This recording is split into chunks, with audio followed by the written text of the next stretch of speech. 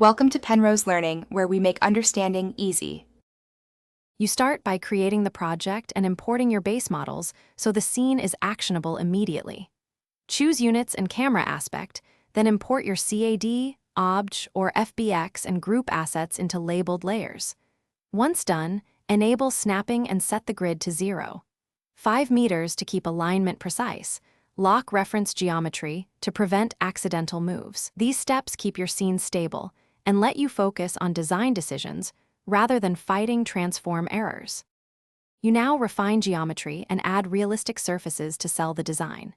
Use non-destructive modifiers for extrude, bevel, and Boolean operations so you can iterate. This is faster than manual rebuilds. Then assign PBR materials, texture base color, roughness, and metallic maps, and tweak UV tiling to avoid repetition. Next, place lighting probes, plug in an H-dry for ambient light, and add targeted fill lights so materials respond naturally. Doing these steps in sequence produces predictable, real-time visuals. You finish by setting up render passes and export options so output fits your pipeline.